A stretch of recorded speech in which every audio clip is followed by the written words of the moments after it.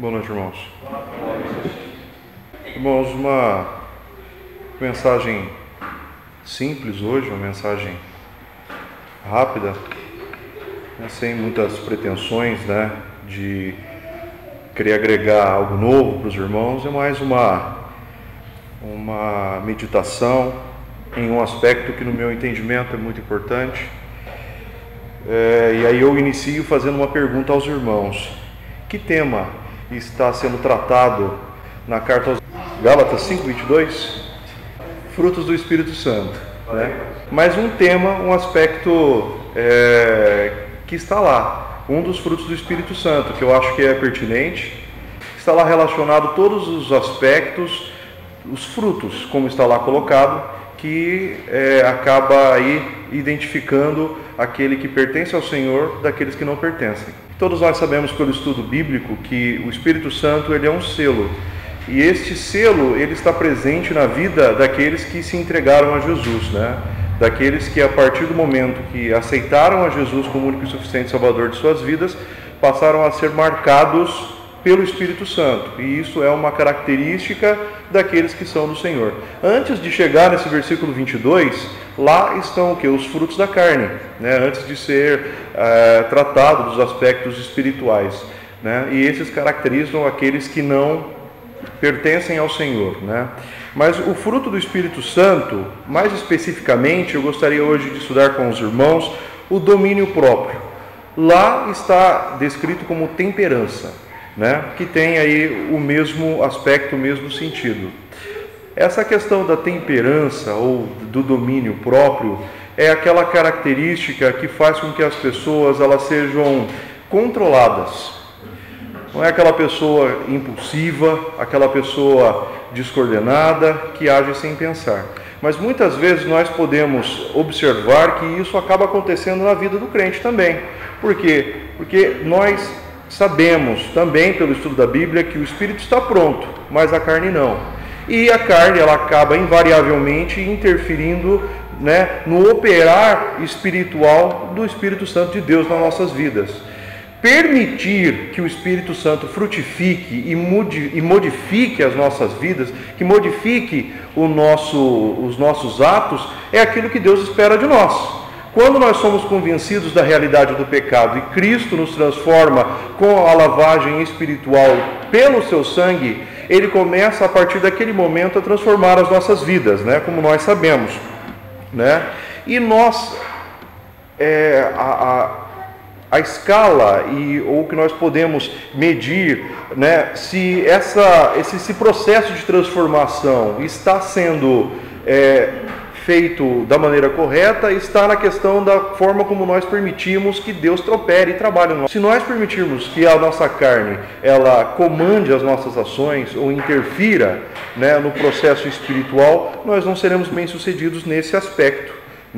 Por isso que nós vemos aí muitas vezes, em muitos crentes, não ter um controle emocional, não conseguir se segurar, agir de maneira impulsiva, e nós sabemos que isso acaba provocando muitas vezes dificuldades para aquela pessoa. Então, permitir que o Senhor nos controle, que essa característica de controle, seja presente na vida do crente, é muito importante, e isso depende do sucesso também dele. Então, por isso a importância, eu gostaria de chamar a atenção dos irmãos para isso. Essa característica espiritual do fruto, do domínio próprio, ou da temperança. Em Gênesis, no primeiro capítulo, no versículo 26, a Bíblia nos apresenta uma característica muito interessante da visão como Deus ele nos enxerga. O propósito inicial que Ele deu, ou Ele imaginou para o homem quando da criação. Lá em Gênesis 1:26 está dizendo aqui o seguinte: E disse Deus: façamos o homem à nossa imagem, conforme a nossa semelhança, e domine. Notem bem, domine sobre os peixes do mar, e sobre as aves dos céus, e sobre o gado, e sobre toda a terra, e sobre todo réptil que se move sobre a terra. Irmãos, nós observamos que o domínio próprio, então, é um fruto do Espírito Santo, como nós já falamos, né? Pois somente Deus pode controlar o quê? O coração do homem. O homem por si só, ele não consegue se controlar. O homem, ele tem os temperamentos. Uma pessoa, ela tem um temperamento diferente das outras. Mas a característica que assemelha a nós é que nós, muitas vezes, nós não conseguimos dominar o nosso temperamento, as nossas características. Escolhemos muitas vezes de maneira errada. O nosso coração muitas vezes nos engana. Nós procedemos de maneiras equivocadas. Então, ou seja, essa falibilidade é o que nos caracteriza, né? Então, só Deus consegue controlar então o coração do homem. Eu não consigo controlar o meu coração. Eu não consigo controlar as minhas paixões. Eu não consigo controlar naquilo que eu me apego ou naquilo que eu tenho maior predileção. Eu não consigo controlar muitas vezes se a minha predileção é para as coisas espirituais ou para as coisas carnais. Muitas vezes a minha carne ela vai sempre estar propensa àquilo que é carnal. Então aí está a luta, o desafio cristão. É por isso que muitas vezes a gente deve focar as nossas energias, a nossa atenção, não nas dificuldades da vida, muitas vezes não nos problemas da sociedade em geral, em problemas políticos, ou o problema do vizinho. Nós temos um desafio muito grande que é trabalhar a nossa pessoa. Focar na nossa evolução pessoal. Nós temos tanto trabalho, irmãos, a fazer aqui dentro, que não deveria muitas vezes sobrar tempo para nós perdermos olhando coisas externas, coisas de menor valor. Deus, ele tem um objetivo para nós. Ele espera algo de nós. E ele sempre esperou, como os irmãos podem ver nesse versículo 26 aqui do primeiro capítulo de Gênesis. Deus, ele criou o homem para dominar, né, a criação. Então, sem Deus, nós somos por natureza, isso é natural, isso vem de nós. Nós somos o quê? Pessoas descontroladas, né? Isso faz parte, muitas vezes, quando nós passamos por dificuldades, ou quando nós sofremos uma pressão, né? Quando nós somos muito pressionados para tomar uma decisão em momentos assim, né? Nós às vezes nos descontrolamos numa prova ou num exame, ou seja, qualquer situação da nossa vida que exija uma decisão ou uma resolução, nós nos descontrolamos, o emocional pesa. Então, ou seja, nós somos por natureza descontrolados, dependendo do momento que estamos vivendo. Somos infelizes porque nós também não somos capazes de ser felizes por nós próprios. Por quê? Porque depende de muitos fatores e a vida, ela é difícil. A vida, ela é formada por dificuldades muito mais do que alegrias. Nós enfrentamos dificuldades e problemas que vão exigir de nós o autocontrole, a temperança. É por isso que é importante o nosso tema hoje também. Então, aquela pessoa que se deixa dominar por muitas coisas da existência humana, né? Aquela pessoa que se prende às dificuldades, né, da vida, os problemas, as ciladas do inimigo, as contradições da nossa vida, isso tudo são aspectos, então, da nossa natureza. Então, o ser humano, irmãos, como nós, mais uma vez eu chamo a atenção dos irmãos, está aqui em Gênesis capítulo 1, versículo 26, o ser humano, na ideia original da criação do nosso Deus, ele foi feito para dominar sobre toda a criação, né? E não ser dominado pela nossa natureza, ser dominado pelas questões corriqueiras do dia a dia. Os irmãos entendem? É isso que Deus espera, quando Ele quer que nós sejamos pessoas controladas, temperantes, tenhamos o controle de nós, porque Ele não nos criou para sermos controlados pelas nossas paixões, para que nós sejamos controlados pelo pecado, ou sermos controlados por pessoas que nos manipulam muitas vezes para alcançar algum objetivo ou outro. O Senhor espera que nós sejamos o quê? Pessoas controladas. E isso só vai ser alcançado, esse objetivo só vai ser alcançado se você permitir que Deus trabalhe e opere na sua vida, né? É isso que nós observamos. Então, irmãos, é isso que nos diferencia na criação.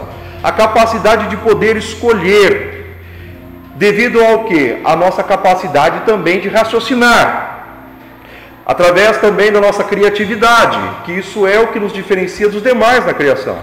Raciocínio, criatividade e condições de poder coordenar, de poder organizar, de poder estabelecer tudo aquilo que foi feito também conjuntamente conosco na criação, conforme Gênesis ele nos coloca. No capítulo 2 do mesmo Gênesis, se os irmãos abrirem lá, virarem uma folha, nos versículos 19 e 20, olha o que está dizendo aqui, ó. Havendo, pois, o Senhor Deus formado da terra todo o animal do campo e toda a ave dos céus, os trouxe a Adão, para este ver como lhes chamaria. E tudo o que Adão chamou a toda a alma vivente, isso foi o seu nome. E Adão pôs os nomes a todo o gado e às aves dos céus e a todo o animal do campo. Mas para o homem não se achava ajudadora humana. Então nós vemos o que? Essa capacidade então que foi dada ao homem, a capacidade de colaborar com o Senhor. É o único ser da criação que foi dotado dessa capacidade. É isso então que Deus espera de nós. E um outro desvio que nós observamos em uma pessoa, e nós observamos isso muito aí fora, que é um problema que às vezes pode nos acometer, é quando o homem ele tenta dominar não somente aquilo que lhe compete, mas dominar o próximo, dominar as outras pessoas, influenciar, se sobrepujar as outras pessoas, querer ser maior que as outras pessoas. Devido a essa característica que nós temos, né, essa é uma cilada muitas vezes muito usual, né, no meio aí fora, e é um risco que nós temos que evitar no nosso meio. Nós somos todos semelhantes. Somos semelhantes na capacidade de raciocinar, na capacidade de escolher, na capacidade de viver. Cada um tem o seu talento que acaba complementando todas as necessidades de uma sociedade. Então, como seres humanos, nós somos iguais. Somos iguais até mesmo no erro. Então, ao nosso convívio deve ser o quê? Um convívio de edificação. Não um convívio que possa, de alguma forma, haver divisão. Somos todos iguais nesta mesma capacidade que o Senhor nos espera. Nabucodonosor, a história dele no capítulo, em Daniel não vamos lá, mas é um exemplo disso, né? No capítulo 4, versículos 26 a 34, mostra uma situação que aconteceu com ele. Acredito que talvez alguns irmãos já saibam o que é isso. Nabucodonosor, irmãos, ele dominava tudo. Várias nações, tinha um poder muito grande, como o nosso irmão Alisson colocou na pregação de Ezequiel capítulo 24, hoje de manhã, na Babilônia, né? Era um rei que, a cabeça de ouro na estátua do sonho de Daniel, né? Ele era o rei de Babilônia. Babilônia tinha um poder muito grande, o seu império era vasto, era um império que dominava toda a terra, era um homem que tinha muito poder, mas ele dominava tudo, mas ele não conseguia dominar a si mesmo. E o que aconteceu no capítulo 4, lá, nos versículos 26 a 34? O que Deus fez com ele? Os irmãos estão lembrados? Fez ele ficar como um animal. Ele foi enviado ao campo para pastar junto com os demais animais. Qual era o objetivo de Deus naquilo ali? Para que ele aprendesse a domar a si mesmo. E ele se tornou, a partir de então, uma pessoa diferenciada, né? Como nós observamos. Então é isso que é importante, irmãos. Dependendo da posição em que nós estivermos, ou que você faça, a tentação de querer se achar melhor que as outras pessoas é muito grande. Então, irmãos, seja qual for a sua vida ou a maneira como você enxerga as coisas, dominar a si mesmo também é sempre importante, é sempre bem-vindo. Para o quê? Para que nós possamos viver bem no convívio social, bem com os irmãos, para que a igreja viva em edificação. É a única forma, irmãos, de nós termos aqui essa quantidade imensa de pessoas aqui, cada um com uma personalidade diferente. O irmão Ezequiel tem uma personalidade, eu tenho outra, o irmão Alisson tem uma outra personalidade, os outros irmãos aí todos têm personalidades distintas, e o autocontrole, a temperança é aquilo que promove o quê? A nossa união em harmonia, para que nós possamos conviver em harmonia. Como é que poderia haver igreja sem ter essas características? É o fruto do Espírito Santo agindo em nosso meio, nesse aspecto do temperamento, do controle. Às vezes dá-se assim uma escapadinha ali, ou outra aqui, especialmente em sessão de negócios, né? Como nós sabemos, os membros, né? Mas isso o que? É natureza humana, nós temos nossas limitações, somos influenciados pelas pressões, pelas escolhas, Eu acho que é de uma forma, os irmãos acham que é outra, mas o respeito pelo igual, que somos todos iguais, é o que mantém a harmonia em nosso meio. Então a primeira característica, que nós vamos ver aqui, irmãos, remindo o tempo, características então da falta do domínio próprio, né? Nós vamos ver aí alguns poucos exemplos disso. O primeiro, irmãos, abram em Salmos, capítulo 19, versículo 13. Lá está escrito o quê? A primeira característica da falta do domínio próprio, a primeira coisa evidente que surge na vida de uma pessoa quando ela não possui o domínio próprio, a temperança, é o orgulho. E Salmos, no Salmos número 19, no versículo 13, olha o que o salmista nos coloca aqui no versículo 13. Também da soberba, olha a preocupação do salmista, também da soberba guarda o teu servo, para que se não assenhorie de mim, então serei sincero e ficarei limpo de grande transgressão. Olha só a preocupação do salmista. Tira de mim a soberba, guarda o teu servo da soberba, do orgulho. Uma pessoa que ela não tem o domínio sobre si, não tem essa temperança, automaticamente ela é propensa a se orgulhar por um motivo ou outro. E isso é muito preocupante, porque a falta do autocontrole, sendo esse então o primeiro sinal dessa falta do controle, essa pessoa ela acaba caindo no erro de não conseguir reconhecer os seus erros. É uma pessoa que erra, mas não enxerga que erra. O seu semelhante, o seu próximo, fala: você está cometendo esse erro aqui, não é assim, é de outro jeito. E aquela pessoa, às vezes, mesmo que ela não está sendo por si só, ela não consegue enxergar a realidade, ela não consegue enxergar, as consequências, tudo isso por causa do orgulho, que é gerado quando uma pessoa não consegue se controlar, não consegue ter o controle das suas emoções, o controle das suas atitudes, não consegue enxergar o bom procedimento, a boa conduta, as coisas ideais, aquilo que ele deve fazer. O segundo característico, a impaciência, em Provérbios, capítulo 16, versículo 32, olha o que está escrito lá. A segunda característica, então, é o quê? A impaciência. E no capítulo 16, então, do versículo 32, está escrito aqui, melhor é o que tarda em irar-se do que o poderoso, e o que controla o seu ânimo do que aquele que toma uma cidade. Veja bem, irmãos, quem controla a sua emoção, aquela pessoa paciente, aquela pessoa que sabe aguardar, que sabe esperar, as coisas está difícil, muitas vezes, a gente não consegue alcançar o nosso objetivo, não é aquela pessoa que se torna agressiva, aquela pessoa que vive murmurando, que vive reclamando, ou seja, a paciência impede que essa característica tão desagradável, como é difícil às vezes, o convívio com uma pessoa assim. Aquela pessoa que reclama, aquela pessoa que às vezes você está bem, você está próximo a ela, você acaba ficando mal. É tanto problema, tanta dificuldade que você está conseguindo levar a tua vida e muitas vezes aquela pessoa ela consegue atrapalhar aquele bom ânimo que você tem por causa dessa característica. Então, irmãos, quem não sabe então esperar também não se domina, não tem paciência, não se controla, e acaba cometendo os erros de forma inconsequente, precipitadamente, age de maneira impensada, toma decisões erradas. Por quê? Não consegue esperar, analisar os fatos, esperar o melhor momento. Isso é uma coisa que com certeza acontece com todos nós aqui. Tenho certeza que talvez às vezes do orgulho muita gente escapa, mas a impaciência é uma coisa que me complica muitas vezes. É difícil às vezes para mim ter paciência, minha esposa que o diga. Às vezes eu sou propenso a reclamar bastante, isso aí é uma característica, mas é uma coisa que eu tenho certeza que acaba atingindo a todos, isso é uma realidade complicada que nós temos que trabalhar.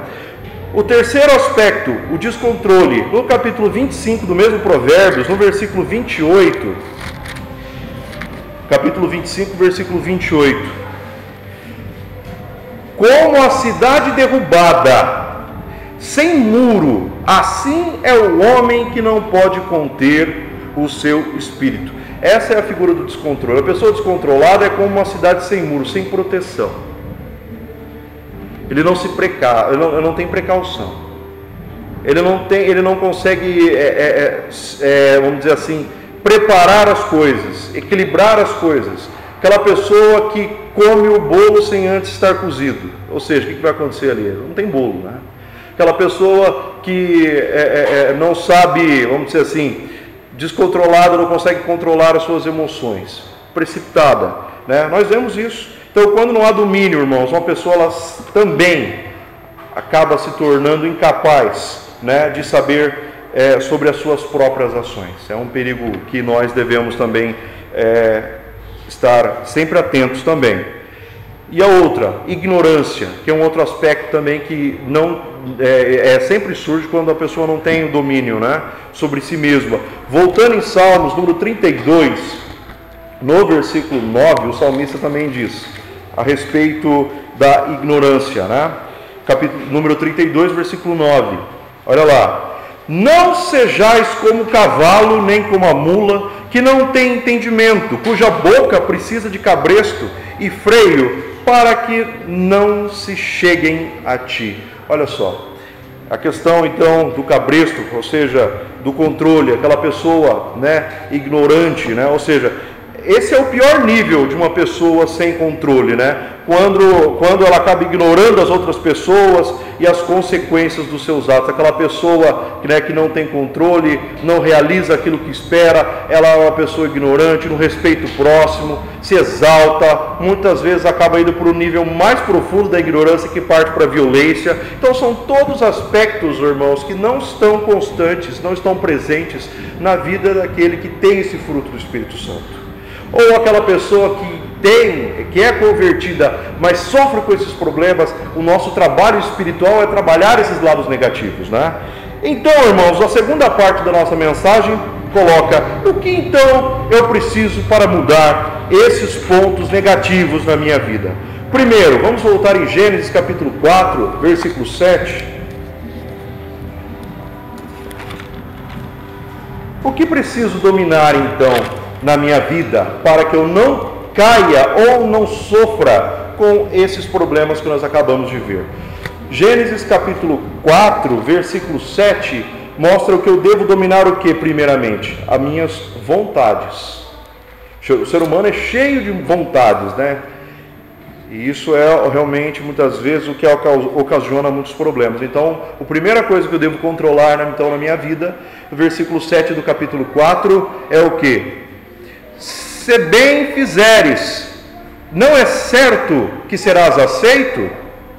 E se não fizeres bem, o pecado jaz à porta, e sobre ti será o seu desejo, mas sobre ele deves dominar. Olha aqui, o desejo, as nossas vontades, a nossa vontade de alcançar muitas vezes descontroladamente. A Bíblia fala quando a gente não sabe controlar, ou seja, quando a gente não faz bem, quando a gente não controla esse nosso desejo e nós não fazemos bem, o pecado sempre estará à nossa porta.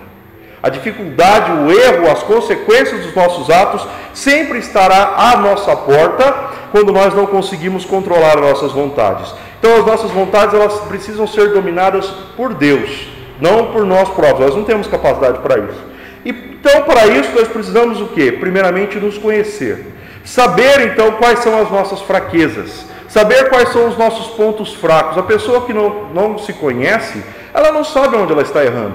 Ou a pessoa que não sabe para onde o caminho, como é que ela vai chegar ao seu destino? Então, ou seja, conhecer a si mesmo, saber até que ponto eu consigo ir, saber aonde estão as minhas limitações, saber até onde eu consigo ir sozinho, até onde eu não consigo mais ir sozinho. Isso é o primeiro ponto para que nós possamos controlar as nossas vontades, irmãos. Quantos se complicam, né? Por carência afetiva, por exemplo. É um outro exemplo disso. Aquela pessoa que tem uma carência: ninguém me ama, ninguém me quer, eu não sou bonito. A primeira que aparece já vai de corpo e alma, com os braços estendidos, vai com tudo. Ou seja, é um exemplo de carência afetiva, né? Quantas pessoas, né, que se casam, né, de maneira precipitada, né? Isso é um exemplo também, né, quando a gente não controla nossas vontades. Isso é um exemplo. né, que eu estou pegando, mas dentre muitos. Cada um tem um exemplo, sabe, às vezes um detalhezinho, quando a gente não consegue controlar nossas vontades, a vontade para o pecado, aquela pessoa carnal que não se segura, não se refreia. E isso que eu tenho que controlar na minha vida, é o que a Bíblia, né, nos coloca aqui. Então, irmãos, escolher, seja o que for para a nossa vida, tem um peso muito importante. Por que é importante? Porque primeiramente eu tenho que controlar a minha vontade. E eu sempre acabo escolhendo com base na minha vontade. E na grande maioria das vezes essa minha vontade o que? É passageira. Hoje eu quero uma coisa, amanhã eu não quero. Por isso que eu preciso permitir que Deus esteja à frente das minhas escolhas, né? Isso aqui é uma meditação para nós. Eu não estou aqui ensinando ninguém, né? Isso é importante frisar antes. É uma meditação para que nós entendamos esses aspectos importantes, que é importante a começar por mim e aos irmãos também. Que outro ponto devo controlar na minha vida? A língua também. Tiago capítulo 3, vamos ler dos versículos 2 a 8. Isso também já é uma mensagem que foi muitas vezes pregada por diversos irmãos, mas ela foi pregada muitas vezes porque é um aspecto muito importante, né? Refrearmos a língua. E nós não estamos falando, irmãos, da língua em si, porque a língua é muito importante, porque sem ela, sem as papilas gustativas, o irmão sabe aquelas coisinhas pequenininhas que estão na língua, você olha de perto é feio, né? Aquela coisa. Sem ela você não conseguiria sentir o sabor das coisas. A pessoa comer e não sentir sabor, que prazer teria em comer? Comer só por comer? Então a Bíblia em si, nós temos que saber separar. É aquilo que representa a língua. A língua, além de permitir que a gente sinta o sabor das coisas, a articulação, a movimentação da língua permite que a gente consiga formular frases. Como é que nós poderíamos conversar sem a língua? Então ela é importante, irmãos. Assim como qualquer instrumento que a gente manuseie, nós devemos manuseá-la com responsabilidade. Eu escutei uma vez uma coisa, né?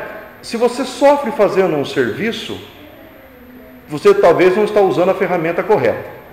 Mas se você, mesmo usando a ferramenta correta, ainda está sofrendo, você não está usando ela certa. Isso é uma coisa que eu ouvi uma vez e é verdade, isso me marcou, eu sempre lembro das coisas. Então, o problema não está aqui muitas vezes, sim na maneira como eu uso isso daqui. A língua, ela tem muitas vantagens, eu enumerei duas, mas existem muitas coisas. Mas então qual que é o problema? A forma como eu uso a língua. Nós já perceberam que às vezes a gente é propenso, sabe? Eu não devo falar, mas eu vou falar.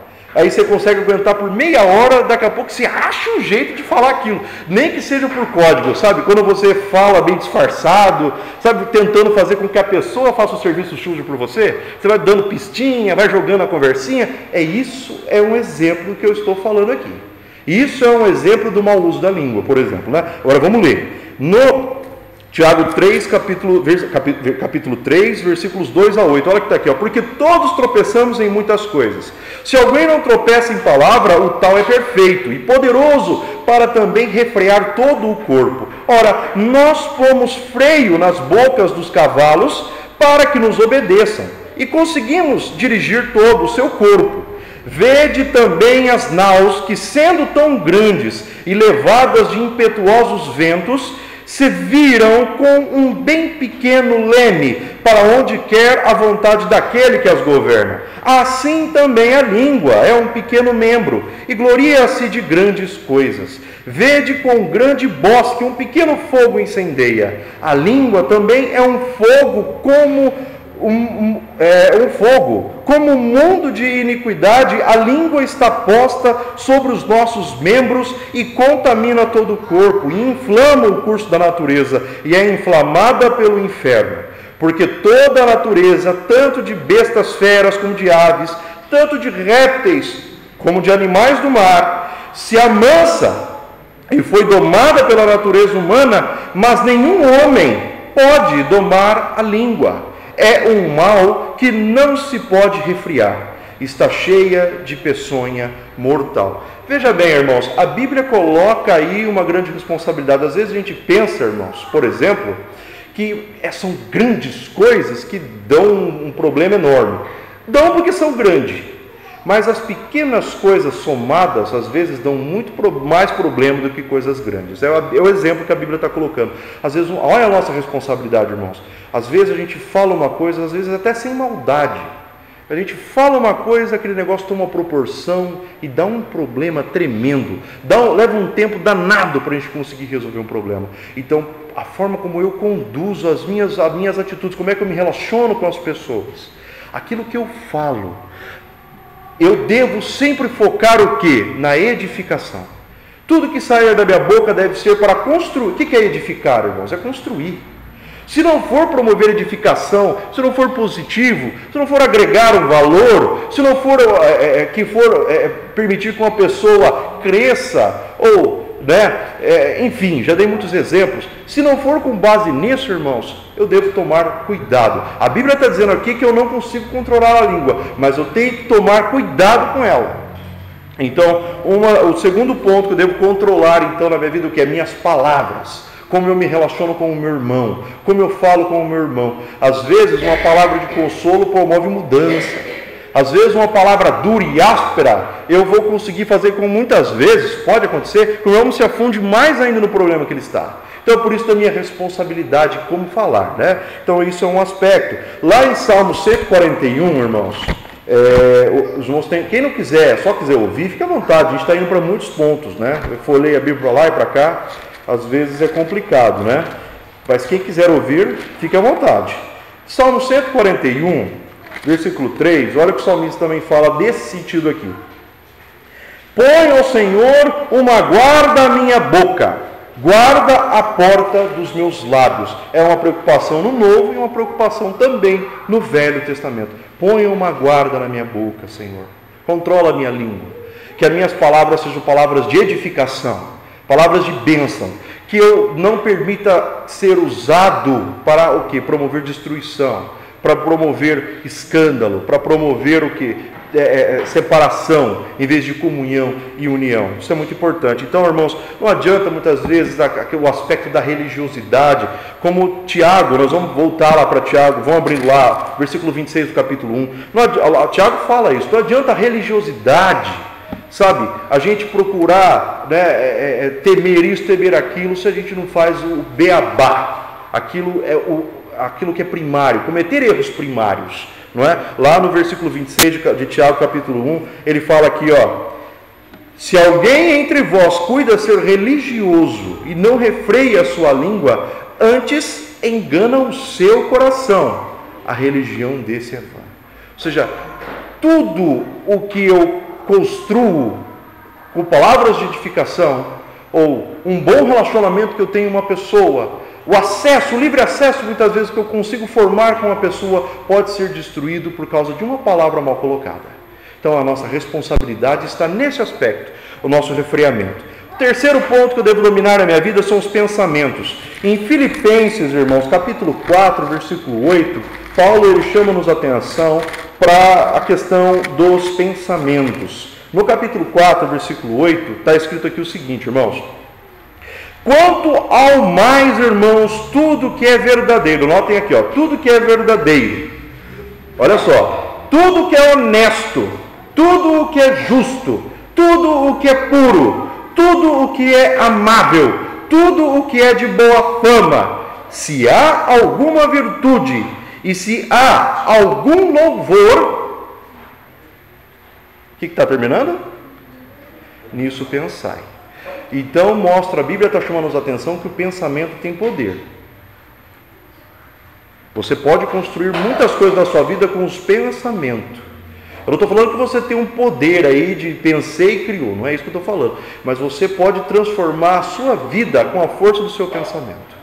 Se você pensa coisas que constroem, deixa de pensar coisas ruins, procura se ocupar de coisas boas, coisas edificantes, você cresce, você desenvolve.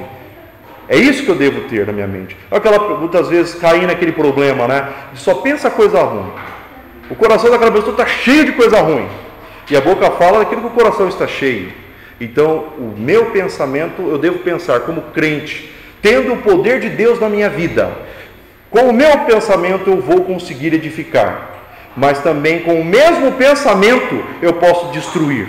É por isso que Paulo lhe chama-nos a atenção para controlar os nossos pensamentos também. Então, irmãos, devemos sempre levar o capacete da salvação, como está lá em Efésios capítulo 6, não vamos lá, capítulo 6, versículo 17. Por quê? Porque o capacete que representa Jesus Cristo, que é a nossa salvação, está em cima da nossa cabeça, onde está todo o nosso pensamento.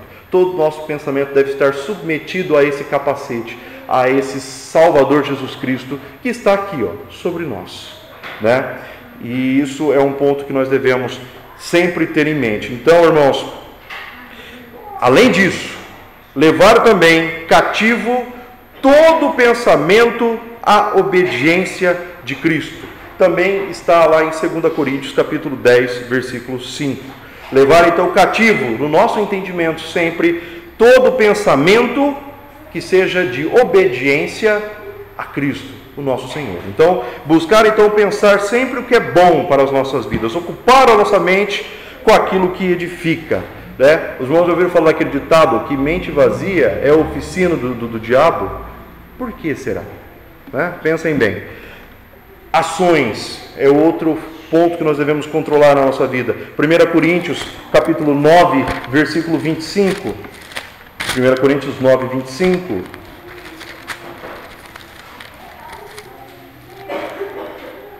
Está lá escrito, e todo aquele que luta de tudo se abstém. Ou também pode haver alguma tradução do atleta, que no seu treinamento, no seu preparo, de tudo se abstém também, né?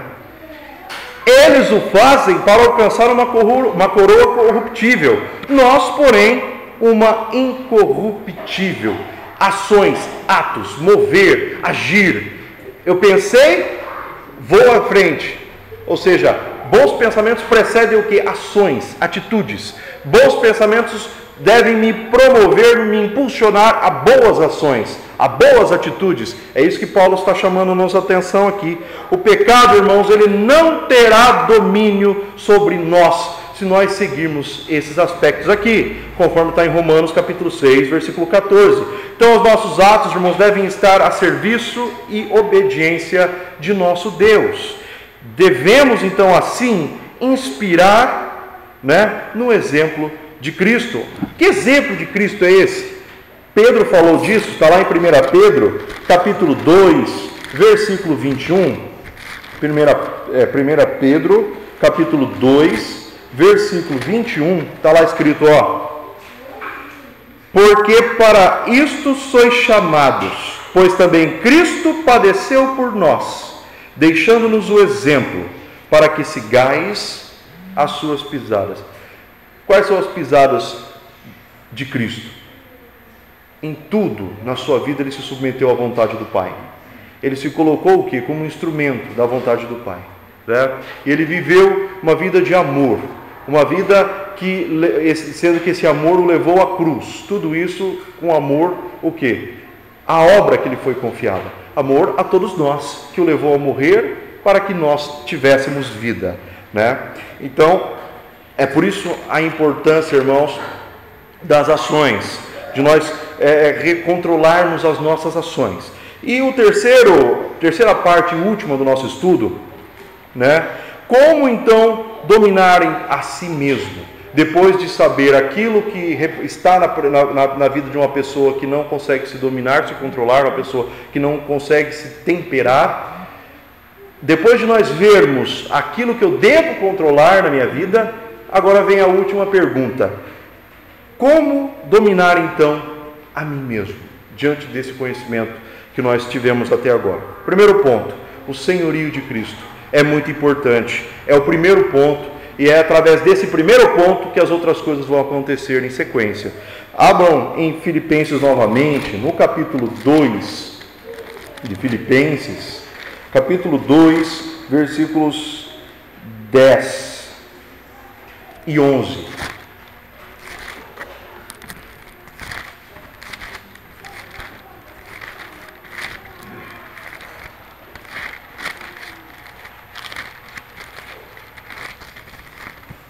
Filipenses capítulo 2, versículo 10 e 11. Para que ao nome de Jesus se dobre todo o joelho dos que estão nos céus e na terra e debaixo da terra, e toda a língua confesse que Jesus Cristo é o Senhor, para a glória de Deus Pai. Então esse é o nosso Senhor, esse é o senhorio, a superioridade. Nós todos, irmãos, ao ouvir o nome do Senhor, saber da sua vontade, saber da sua presença em todos os lugares, que Ele sonda os nossos corações, que Ele sonda as nossas atitudes, nós devemos nos submeter a esse senhorio, né? Somente então Jesus, se Jesus, Ele for o Senhor das nossas vidas, nós podemos sermos controlados por Deus, porque além dele ser o caminho de Deus para a salvação do homem, Ele é o meio, o instrumento de Deus, né, que nos promove o quê? A transformação. É através do exemplo dele, como Pedro falou, agora que nós acabamos de ler, né? Então assim, irmãos, nós seremos abençoados ao nos submetermos ao senhorio de nosso Senhor, né, em nossas vidas. Segundo ponto, a obediência. Está em Romanos, capítulo 13, versículo 1. Obediência, então, capítulo 13, versículo 1. Olha o que está escrito lá. Toda alma esteja sujeita às potestades superiores, porque não há potestade que não venha de Deus, e as potestades que há foram ordenadas por Deus. Olha só, é interessante, irmãos, quando nós aprendemos a obedecer, e eu não estou falando aqui só de polícia, eu não estou aqui, a autoridade não é só quem veste farda ou toga, não é? Eu devo, por exemplo, me submeter à autoridade dos meus pais, por exemplo. Eu devo me submeter à autoridade do meu patrão, porque lá em Pedro fala que eu devo me submeter a ele, sendo ele bom ou ruim. Estou mentindo? Sendo ele bom ou ruim, porque eu fazendo isso, eu estou agradando ao meu Pai. Quem? A Deus. Então, saber obedecer, irmão, saber nos submeter à autoridade, nós passamos então a ter o quê? Quando eu sou obediente, eu consigo enxergar o quê? Limites. Eu aprendo a respeitar limites. E o que eu estou vendo aí fora? O que vocês todos estão vendo? Há limites aí fora? As professoras, né? Vocês veem limites aí? Não? A Juliana quase levou isso porque ela está estagiando, né? Imagina quando ela estiver dando aula, quase levou uma cadeirada no passado, né? Ou seja, há limites? Não, porque as pessoas não têm mais senso, desde pequenas, já não têm mais senso de autoridade. Isso que nós observamos, não é? Então, irmãos, respeitar a autoridade, então, isso é muito importante. Não estou falando aí, muitas vezes, de farda, ou seja lá o que for. Seja qual for a autoridade. Aquela pessoa que, desde a função que ela exerça, em que ela está, pela posição dela, está em um nível a mais do que eu, pela posição que ela exerce, eu devo me submeter a ela, porque isso me dá o valor do senso do limite, né? A respeitar normas estabelecidas, porque é através das normas que existe uma sociedade bem ordenada. Agora, não é porque existe político ruim, político ladrão, polícia corrupta, que deixa as ordens, as leis de ter valor. Não é porque a lei diz não matarás, senão você vai ser punido, e a pessoa vai lá e mata, que a lei também não tem o seu valor. Então, ou seja, é isso que nos mantém de maneira ordeira em sociedade, mesmo que as pessoas não respeitem, não é? Nós devemos ser exemplos, irmãos, disso, né? Ter um entendimento de obedecer esses princípios, né? É o que nós vemos. Então, irmãos, este acaba sendo, irmãos, é claro que a cada um tem um entendimento disso, mas tenho certeza que todo mundo concorda nesse aspecto. Isso acaba, de uma maneira ou outra, invariavelmente, irmãos, sendo um regulador do ser humano, né? Para saber até que ponto eu posso ir sem interferir na intimidade ou nos direitos do meu próximo. Isso é o regulador para que eu possa saber limites ausentes na nossa sociedade hoje, né? Respeito é um outro ponto muito importante, né? De como eu vou conseguir dominar a mim mesmo, né? Respeito, Mateus 7, versículo 12, irmãos, já estamos terminando, já é 8h30, né? Mas eu já estou terminando já. Mateus capítulo 7, versículo 12, olha o que está escrito aqui. Portanto, tudo o que vós quereis que os homens vos façam, fazei-lhe também a vós, porque esta é a lei e os profetas. Tudo se começa por essa palavrinha, respeito. Você sabe como respeitar? É só você se colocar, né, em um prisma ou como referência. Como é que eu gostaria de agir? Como é que eu gostaria de estar nessa situação? Como é que eu gostaria de viver nesse ponto? Essa deve ser a referência. Como é que eu gostaria de ser tratado? Que méritos eu gostaria de receber? Que ganhos eu ia gostar de obter? Que seja esse o referencial para que eu possa agir com as pessoas. A maneira como eu quero para mim é a maneira como eu devo agir. É o que está escrito aqui em Mateus capítulo 7, versículo 12. Ensinamentos do nosso Senhor, né?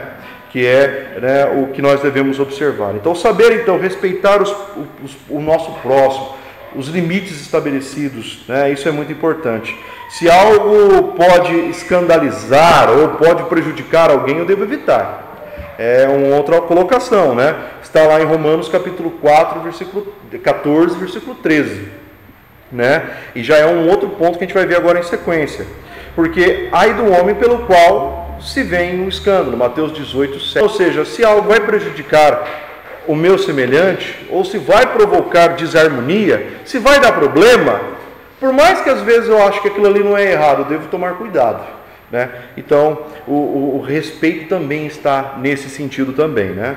E liberdade, que é o último ponto que nós vamos ver agora, irmãos, para nós encerrarmos. 1 Coríntios capítulo 6, versículo 12. Liberdade. A liberdade também, ela pode ser usada para que nós possamos nos dominar a nós mesmos. Saber usar as nossas liberdades, né? 1 Coríntios capítulo 6, versículo 12. Olha aqui. Todas as coisas me são lícitas, mas nem todas as coisas convêm. Todas as coisas me são lícitas, mas eu não me deixarei dominar por nenhuma delas. Eu posso, mas isso não me convém. Eu posso, mas isso vai trazer problema. Então eu vou tomar cuidado com aquilo que eu posso fazer, não é? Então, irmãos, a liberdade, nesse sentido, nós devemos então aprender a ser livre na presença de Deus, seguir a orientação do Senhor, tudo aquilo que formos fazer. Se eu sei que aquilo não é interessante, por que fazer? Então esse é um princípio da liberdade. Eu posso fazer muitas coisas, mas se aquilo não promove edificação, essa liberdade deve ser evitada na minha vida, né? Se desagrada a Deus, ela deve ser evitada. Então, irmãos, a liberdade que o Senhor Deus nos dá quando nós nos submetemos a Ele, a liberdade então ela demonstra um nível de maturidade cristã capaz de que uma pessoa consiga escolher bem. Isso é a boa liberdade, né? A liberdade é aquilo que o Senhor nos permite fazer e dada a um nível de maturidade que nos permite escolher adequadamente para a nossa vida como devemos fazer. Então, irmãos, concluindo, e o último livro que nós vamos ver hoje, Salmos 119, versículo 133, Salmos 119, versículos 133, olha só o que está escrito lá. Ordena os meus passos na tua palavra, e não se apodere de mim iniquidade alguma. Olha só, o ordenamento dos nossos passos, a nossa caminhada deve ser conforme então a palavra do Senhor. No grego, irmãos, a palavra domínio próprio, ekrateia, é simplesmente no sentido original, no sentido grego da palavra, é literalmente impor restrição ou colocar restrição a si próprio. Restrições é o princípio do domínio próprio. Se controlar, né? Então Cristo disse, irmãos, que se quem quisesse segui-lo deveria tomar a sua cruz. É o que ele colocou. Então, irmãos, nós observamos que esta é a nossa cruz todos os dias da nossa vida. Negar a nós mesmos, negar a nossa vontade, estabelecer limites, procedimentos para a nossa vida, como está lá em Marcos 8,35, negue-se a si mesmo, né? Essa então é a nossa cruz. O mundo é controlado pela carne, conforme Paulo ensinou em 2 Timóteo 3,3, mas o cristão ele deve seguir sempre o caminho oposto ao mundo, conforme está em Tito 1, versículo 8. Mas então, através desse domínio próprio, então o Espírito Santo ele frutifica, né? Ele faz crescer na vida do cristão sempre um caráter moldado então por Deus, né? E é isso aí, irmãos. A nossa meditação hoje é essa. Eu agradeço aos irmãos aí pela paciência. Vamos então dar sequência ao culto.